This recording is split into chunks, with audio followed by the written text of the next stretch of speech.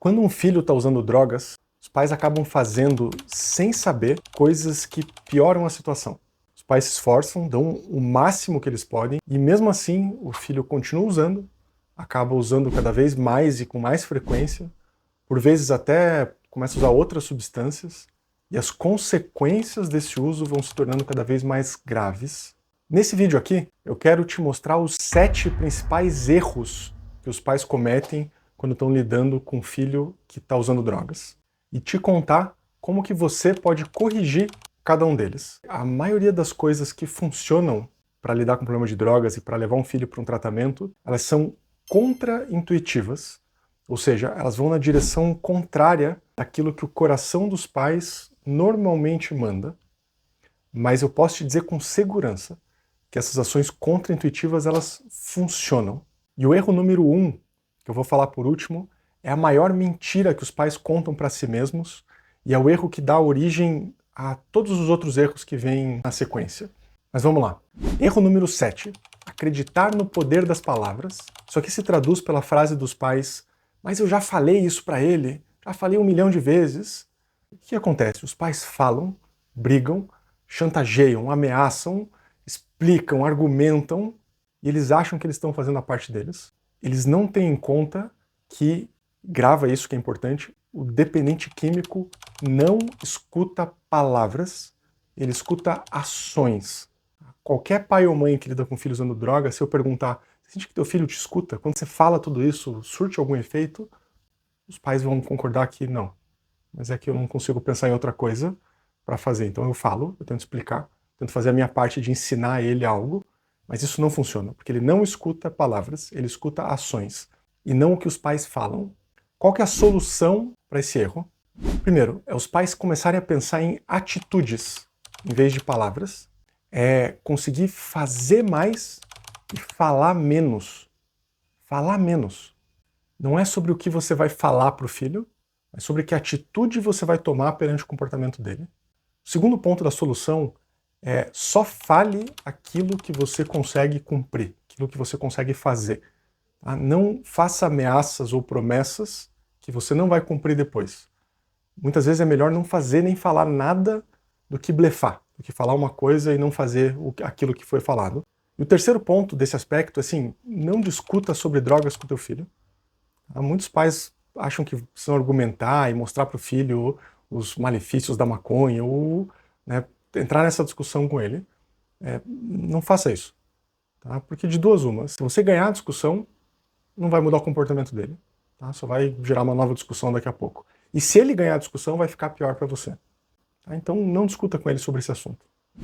Erro número 6. Querer resolver tudo logo de uma vez. É a frase dos pais, tá, mas me diz logo o que eu preciso fazer para eu resolver isso, para eu me livrar disso, não quero mais lidar com isso. Mas não adianta você querer desatar um nó com pressa, que você vai acabar apertando mais ele.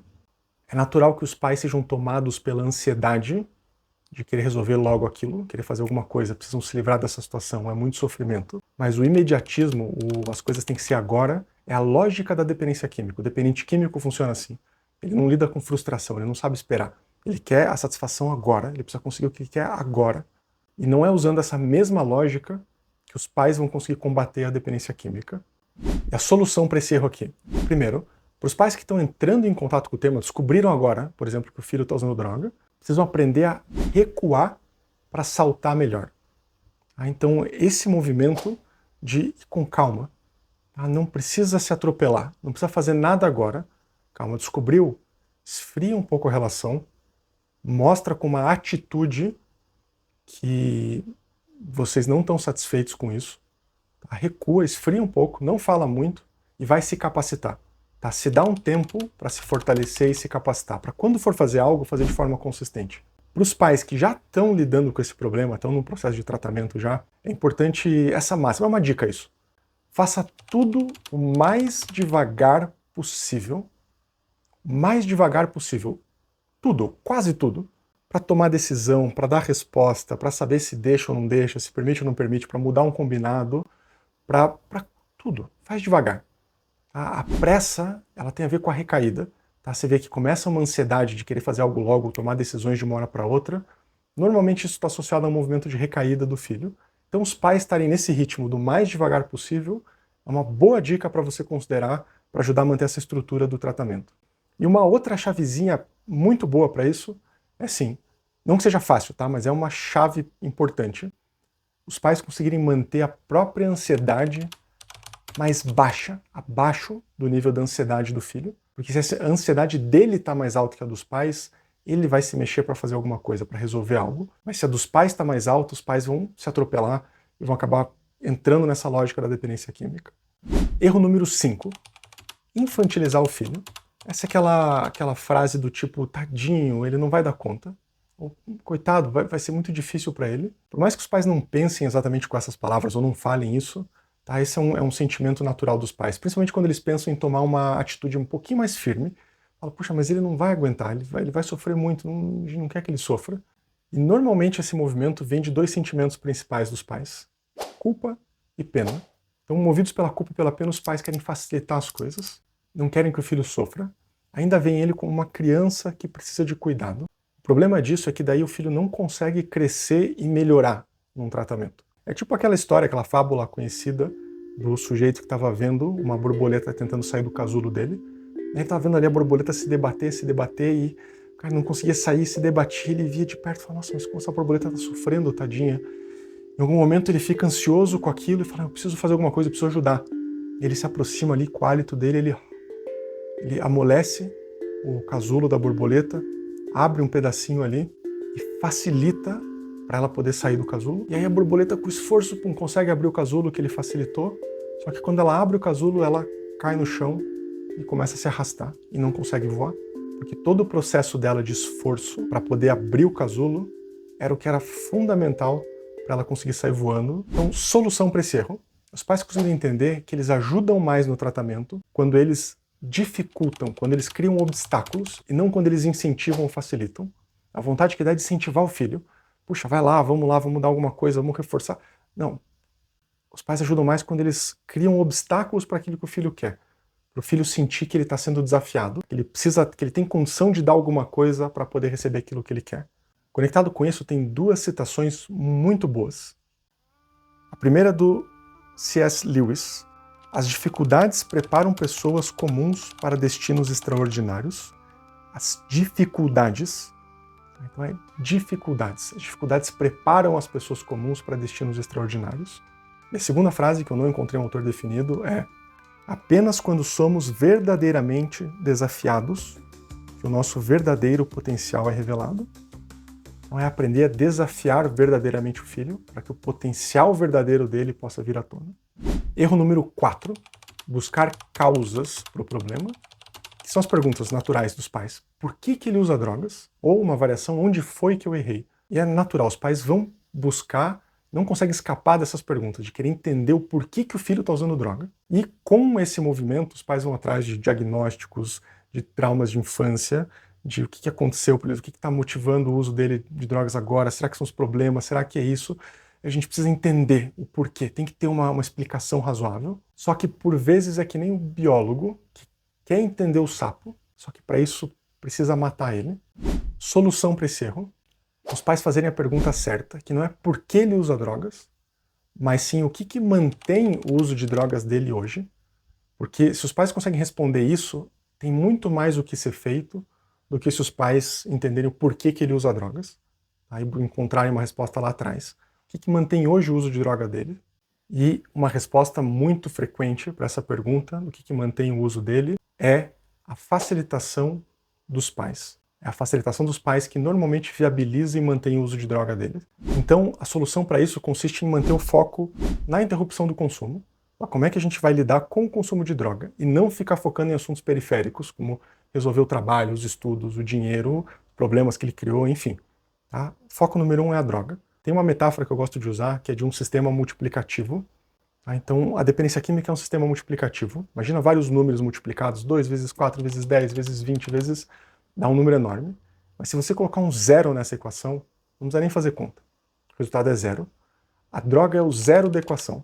Então, enquanto está a droga ali, não adianta ficar investindo nos outros setores, nos outros valores, porque a droga vai puxar isso para zero. Então a gente primeiro resolve o zero da equação, e depois vai cuidar do valor das outras coisas, do estudo, trabalho, etc. Até assisti esses dias uma palestra de um professor de Harvard super renomado, explicando a ordem do diagnóstico e tratamento para profissionais isso. E ele falava assim, ó, o primeiro diagnóstico e tratamento que precisa ser feito é para problemas relacionados ao uso de substâncias. Depois vem os transtornos de humor, depois os transtornos de ansiedade e por último, que era o tópico da palestra, o TDAH. Então, não adianta, precisa identificar e resolver o problema de drogas primeiro. Depois a gente vai lidar com as outras questões. Erro número 3.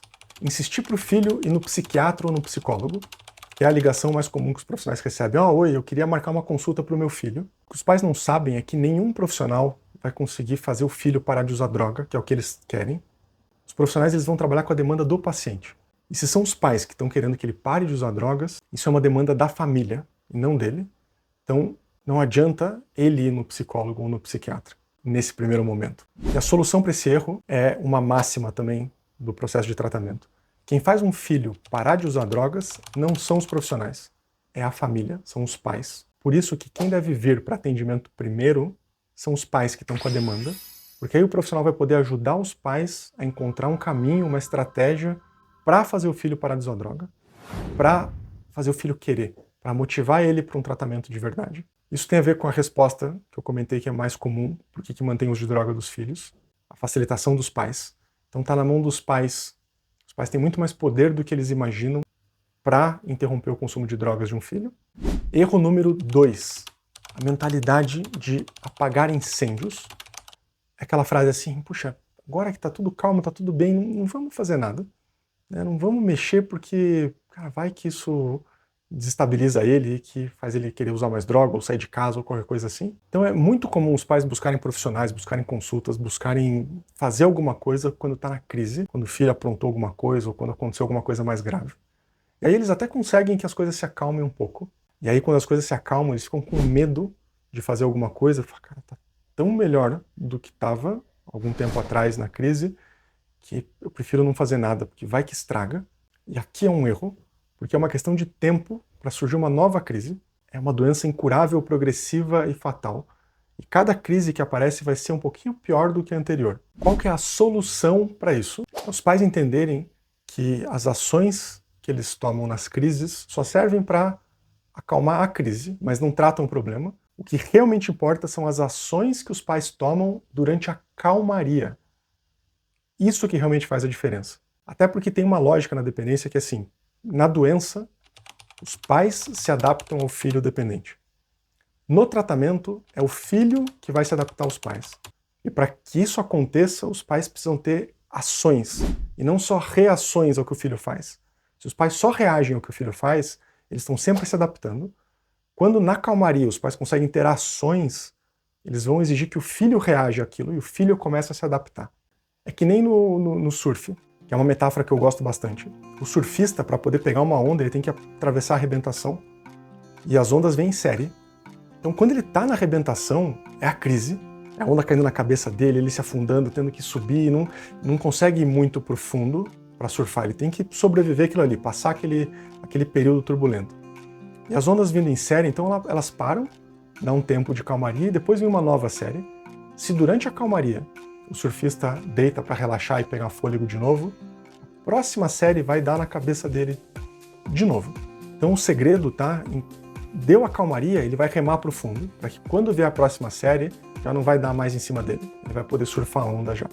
Esse é o desafio dos pais, aprender a remar na calmaria, tomar as ações no período de calmaria. E o erro número 1, que é a maior mentira que os pais contam para si mesmos. Se não fosse as drogas, se não fosse a dependência química dele, seria tudo maravilhoso. Por que é uma mentira? Para que um filho chegue a desenvolver problema com droga, a família foi adoecendo junto. Não tem como não. E não é uma questão de culpa aqui, porque tanto a família foi prejudicada pelo uso de droga dele, quanto o uso de droga dele foi alimentado de alguma forma pela família. É um sistema que vai adoecendo junto. Tem até uma máxima de um colega meu, que ela é extrema, mas ela é muito boa para se ter em mente. Não existe dependência química sem codependência, sem facilitação da família. Então precisa também tratar a codependência da família para que a dependência química possa ser tratada. É esse erro que leva a todos os outros, porque é com esse erro que os pais começam a pensar que a solução tem que vir do filho, é o filho que tem que ir para tratamento, é o filho que tem que ir para o psicólogo, é o filho que tem que mudar, depende do filho. E não é assim. Até a ideia de que vamos internar ele para ver se resolve. Internamento não resolve. Internamento contém uma situação que não está dando para ser contida no contexto ambulatorial. O que funciona é o pós-internamento. É como que os pais vão conduzir o pós-internamento. Qual que é a solução para esse erro? É os pais conseguirem olhar com honestidade para todos os problemas familiares que acompanham a dependência química do filho. E aqui eu não estou falando de culpa ou de causa, não são os problemas que causaram, não. Os problemas que acompanham, que coexistem com a dependência química do filho. Por exemplo, problemas de relacionamento dos pais, uma depressão da mãe, um abuso de álcool do pai, uma invasão dos avós no núcleo familiar, problemas não resolvidos conjugais do casamento, lutos não elaborados, todas questões familiares que podem estar acompanhando a dependência química. Quando os pais comprarem a ideia de que vale a pena investir a atenção e a energia nisso para tratar a família e as questões familiares, posso garantir que os pais estão fazendo o melhor que eles podem fazer para ajudar um filho a se recuperar. É muito contraintuitivo e basicamente não depende do filho. Se os pais estão dedicando essa energia, a coisa acontece. E claro, por ser contraintuitivo, não adianta os pais quererem fazer ou ir lidando na improvisação, porque a chance de eles entrarem na dinâmica da doença é muito grande. Então os pais precisam se capacitar. É fundamental que os pais vão atrás de curso, vão ler, vão estudar, vão participar de grupo, vão buscar terapia, vão fazer o seu investimento na família. Posso garantir para você que esse é o movimento mais consistente e o melhor que os pais podem fazer para realmente encontrar uma solução sólida e consistente para um problema de droga do filho.